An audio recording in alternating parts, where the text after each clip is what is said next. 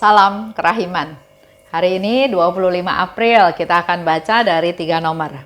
1118, 1138 dan 1146. Kita mulai ya. Dalam nama Bapa dan Putra dan Roh Kudus. Amin. 1118. Ya Allahku, di saat-saat sulit ini, pembimbing rohaniku sedang tidak ada di tempat karena ia pergi ke Roma. Ya Yesus, karena Engkau telah mengambil dia dariku, maka Engkau sendiri harus membimbing aku. Sebab hanya Engkau yang mengetahui seberapa banyak yang dapat aku tanggung. Aku mengandalkan kerahiman-Mu. 1138, 31 Mei. Jiwaku yang tersiksa tidak menemukan pertolongan dimanapun selain dalam Dikau, oh Hosti yang hidup. Segala harapanku ku tempatkan pada hati-Mu yang maha rahim. Dengan sabar, aku menantikan turunnya sabda-Mu ya Tuhan. 1146. Biarlah para pendosa yang paling jahat menaruh harapan mereka pada kerahimanku. Lebih dari semua orang lain, mereka memiliki hak untuk mengharapkan samudra kerahimanku. Putriku, tulislah tentang kerahimanku terhadap jiwa-jiwa yang menderita. Jiwa-jiwa yang memohon kerahimanku sangat menggembirakan hatiku. Kepada jiwa-jiwa seperti itu, aku memberikan rahmat yang bahkan lebih banyak daripada yang mereka minta. Aku tidak dapat menghukum para pendosa, juga pendosa yang paling jahat, kalau ia mengajukan permohonan kepada kemurahanku. Sebaliknya, aku akan menyelamatkan dia berkat kerahimanku yang tak terbatas dan tak terselami.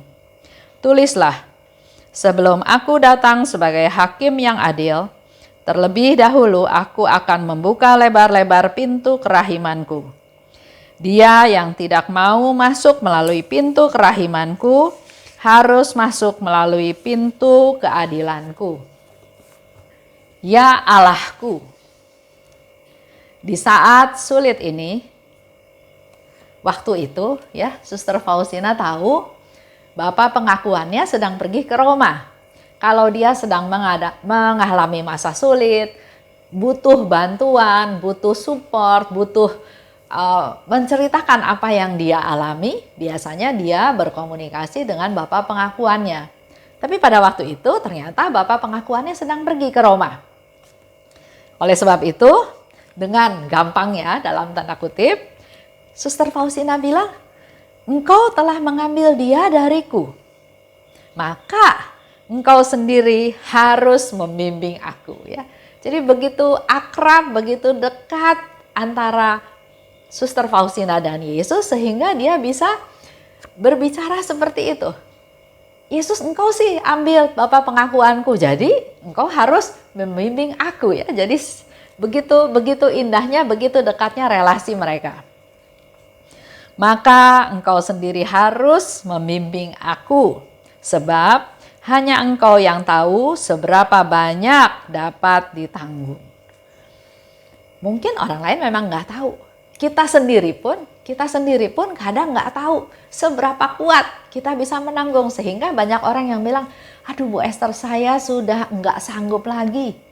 Saya putus asa, saya udah nggak punya waktu lagi untuk bersabar. Saya rasanya sudah sampai ke hidung ya, jadi air tuh tenggelam tuh udah sampai hidung, dia udah nggak bisa napas.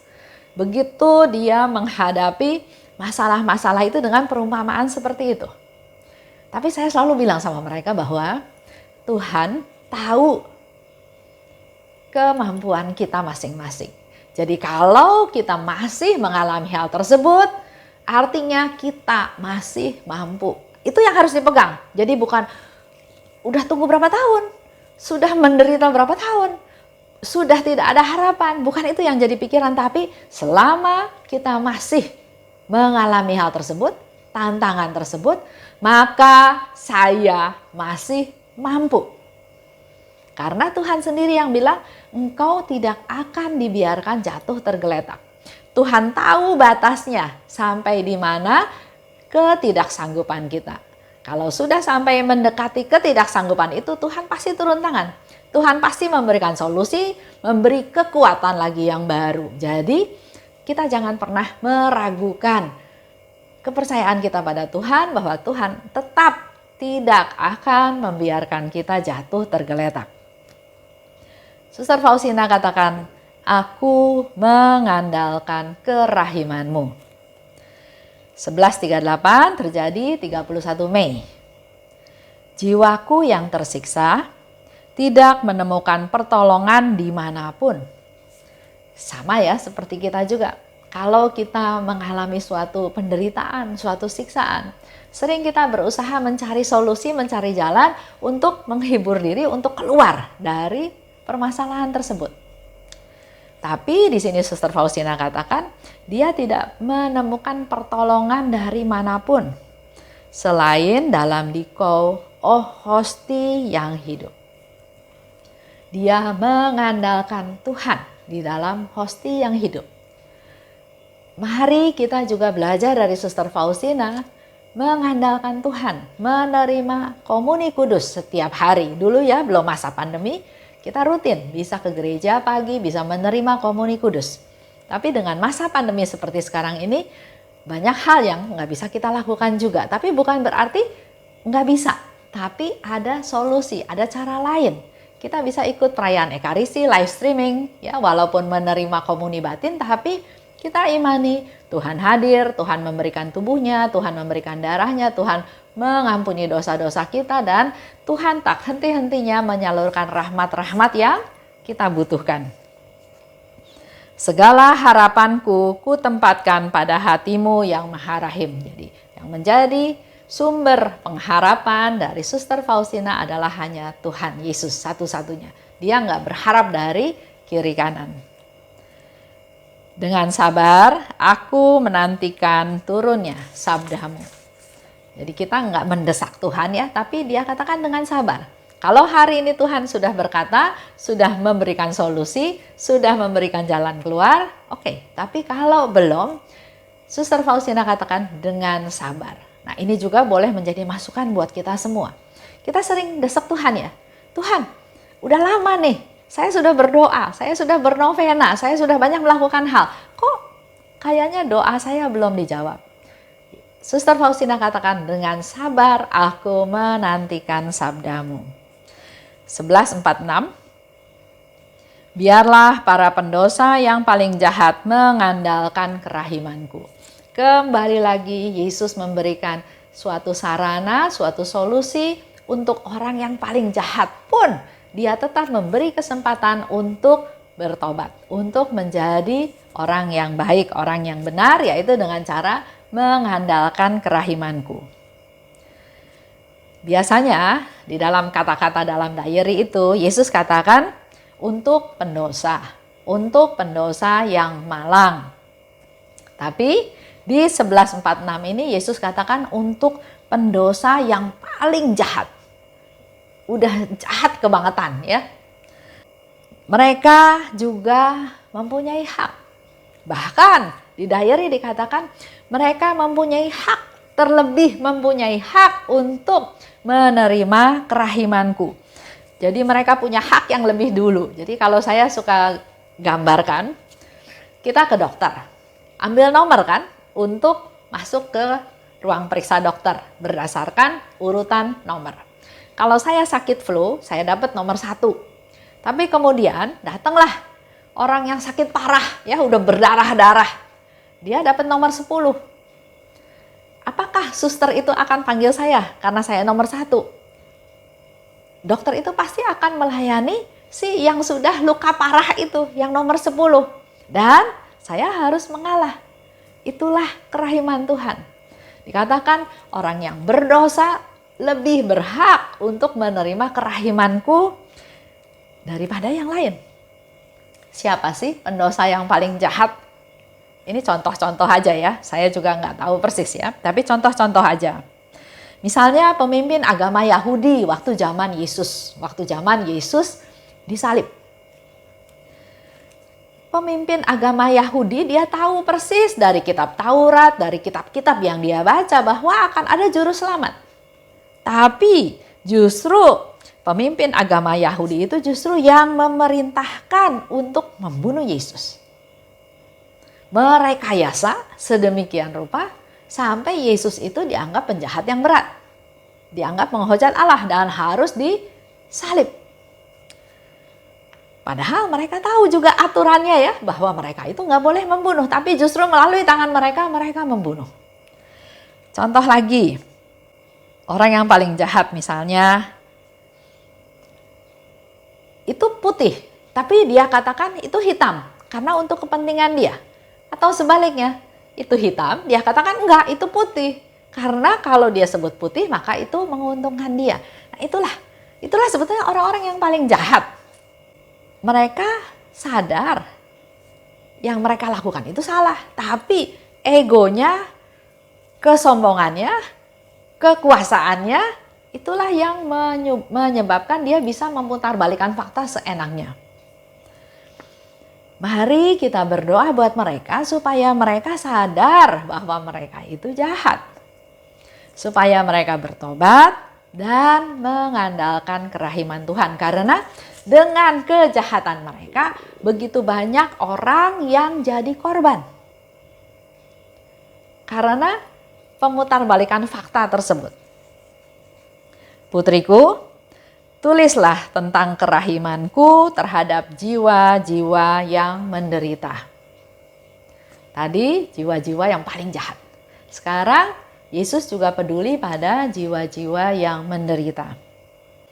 Orang yang jahat dan berdosa itu sebetulnya adalah jiwa-jiwa yang menderita juga. Dan Yesus nggak mau kalau mereka itu terus menderita, terus tersiksa. Pada waktu dia bohong, putih dibilang hitam atau hitam dibilang putih, apakah hati nuraninya enggak menjerit? Apakah hati nuraninya enggak menuduh dia? Kamu tahu itu hitam, kenapa bilang putih? Kamu berdosa, kamu merugikan orang lain, kamu membuat orang lain menjadi harus mengalami banyak kerugian-kerugian. Suara hati itu ada. Artinya, orang-orang seperti itu adalah orang-orang yang menderita, yang hidupnya enggak damai, enggak tenang. Jiwa yang memohon kerahimanku dalam doa sangat menggembirakan hatiku. Kita bisa mohon pada Tuhan, Tuhan beri aku kerahiman-Mu. Ya, dalam doa yang kita panjatkan. Misalnya dalam doa Bapa kami. Doa Bapa kami adalah doa mohon kerahiman Tuhan. Ampunilah kesalahan kami Tuhan. Jangan masukkan kami ke dalam pencobaan. Berilah kami rezeki Tuhan. Kita mohon kerahiman Tuhan. Kepada jiwa-jiwa seperti itu, aku akan memberikan rahmat yang bahkan lebih banyak dari yang mereka minta. Sering ya, dalam pengalaman hidup kita sehari-hari juga, misalnya dalam menghadapi satu masalah, kita sering berdoa, Tuhan, saya sedang ada masalah ini. Mohon rahmat-Mu, berikan saya solusi supaya masalah ini bisa diatasi. Tanpa kita sadari, Tuhan memberikan rahmat selain membereskan masalah tersebut, tapi melalui kejadian itu Tuhan memberikan banyak rahmat yang lain yang gak kita minta, tapi Tuhan beri. Tuhan itu murah hati, Tuhan itu penuh kerahiman, Tuhan tahu apa yang kita butuhkan. Dan kita gak perlu heran sekarang karena itulah yang Yesus janjikan. Aku akan memberikan rahmat yang bahkan lebih banyak daripada yang mereka minta. Aku tidak dapat menghukum para pendosa, juga pendosa yang paling jahat, kalau ia mengajukan permohonan kepada kemurahanku. Jadi kalau kita mohon pada Yesus, kita tahu Tuhan nggak bakal jatuhin hukuman. Bahkan ke pendosa yang paling jahat pun. Jadi satu-satunya cara buat kita semua manusia berdosa adalah mohon pada kerahimannya Tuhan. Sebaliknya, kalau kita mohon kerahiman Tuhan, walaupun kita berdosa, walaupun kita termasuk yang paling jahat, Aku akan menyelamatkan dia. Berkat kerahimanku yang tak terbatas dan yang tak terselami. Itulah janji Tuhan. Kita akan diselamatkan. Tulislah, sebelum aku datang sebagai hakim yang adil, lebih dahulu aku akan membuka lebar-lebar pintu kerahimanku. Ini kembali lagi menjadi satu kesempatan buat kita semua. Sebelum dia datang sebagai hakim yang adil. Artinya Yesus akan datang suatu hari nanti sebagai hakim yang adil. Kalau hakim yang adil udah seperti timbangan. Perbuatan baik, perbuatan jahat ya, itu udah betul-betul adil, dinilai secara adil. Tapi Yesus memberikan satu solusi, satu kegembiraan, satu kerahimannya yang luar biasa. Sebelum aku datang sebagai hakim yang adil, maka aku akan membuka lebar-lebar pintu kerahimanku. Pintu kerahimannya dia buka lebar.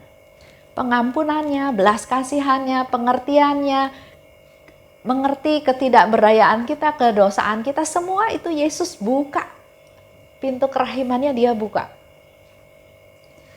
Dia yang tidak mau masuk melalui pintu kerahimanku, harus masuk melalui pintu keadilanku. Jadi pilihannya ada di kita. Apakah kita mau masuk ke pintu kerahiman Tuhan melalui Allah yang Maha Rahim, yang begitu mengasihi kita, menyayangi kita, atau kita menunda, nanti aja, tunggu pintu keadilan. Silahkan, kita punya kehendak bebas, dan kehendak bebas itu Tuhan hargai, kita silahkan pilih. Tapi Yesus sudah kasih tahu konsekuensinya kalau kita masuk ke pintu kerahiman atau kita masuk ke pintu keadilan. Mari Bapak Ibu semua, kita sudah diberi pilihan apakah masuk ke pintu kerahiman atau masuk ke pintu keadilan. Kalau kita sudah bisa memilih, maka mari kita juga wartakan supaya semua orang semakin banyak yang tahu, lebih baik masuk ke pintu kerahiman daripada masuk ke pintu keadilan. Mari kita berdoa buat mereka semua dengan mengandalkan kasih Tuhan. Yesus, Engkaulah andalanku. Amin. Dalam nama Bapa dan Putra dan Roh Kudus. Amin. Salam kerahiman.